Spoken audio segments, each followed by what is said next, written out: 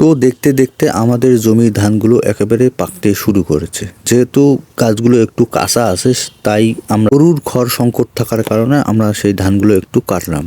তা সেই সাথে আমরা আরো একটু ধান বেশি করে কাটলাম, যেহেতু গরুর খড় সংকট আছে, গরুর খড়ও হবে এবং আমাদেরও কিছুটা খাওয়া হবে। তো সেই সঙ্গে সঙ্গে আমরা সেই সুন্দরভাবে আমাদের জমির ধানগুলো আমরা কাটতে শুরু করলাম। তো আলহামদুলিল্লাহ, যেহেতু আমরা ধান কাটতে শুরু করলাম, তো হঠাৎ করে আমি একটা পাঞ্জাবি একটা টুপি গায়ে দিলাম। তো মোটামুটি ভাবে দোলা এবং উঁচু জমিগুলোতে মোটামুটি ধান একেবারেই এবার ভালো ফলন হয়েছে। তো কৃষক ভাইরা সেই সুন্দরভাবে সেই ধানগুলো তাদের কাটবে এবং গোলা ভরে রাখবে।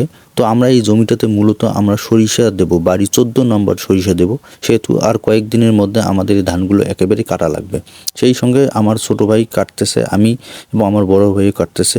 কাটতে কাটতে আমরা মোটামুটিভাবে কাটা শেষ করলাম। সেই সঙ্গে আমরা এখন আটিগুলো বাড়ি নিয়ে আসবো এবং ডাঙাবো। সেই সঙ্গে আমরা একটা চা পানের বিরতি দিলাম। তো খাওয়া দাওয়া শেষে আমরা যেহেতু এখন ধানের আটিগুলো আনতেছে, তো এখন আমাদেরকে যেহেতু ডাঙা লাগবে, তো সেই সঙ্গে আমরা ধানের আটিগুলো একসঙ্গে পালা করতেছি ও খাওয়া শেষে আমরা এখন সেই আটিগুলো এখন মাড়াই করবো বা পিপার মধ্যে আমরা ডাঙাবো। তো আটিগুলো মাড়াই করার শেষে আমরা সেই ধানগুলো সুন্দরভাবে পরিষ্কার করে সিদ্ধ করে তারপর আমরা সেই নবান্ন পালন করব বা নবান্ন উৎসব বলে কৃষকদের এটা মূলত প্রধান উৎসব। তো আমি মূলত একটা কথা বলতে চাই কৃষক ভাইদের উদ্দেশ্যে, যাদের এরকম উঁচু জমি আছে তারা বিভিন্ন ধরনের শাক সবজি এবং শীতকালীন সবজি আপনারা লাগাতে পারেন। বিভিন্ন ধরনের রবি শস্য আপনারা উৎপাদন করে পারিবারিক পুষ্টি চাহিদা মিটিয়ে আপনার বাণিজ্যিকভাবে আপনি লাভবান হতে পারেন।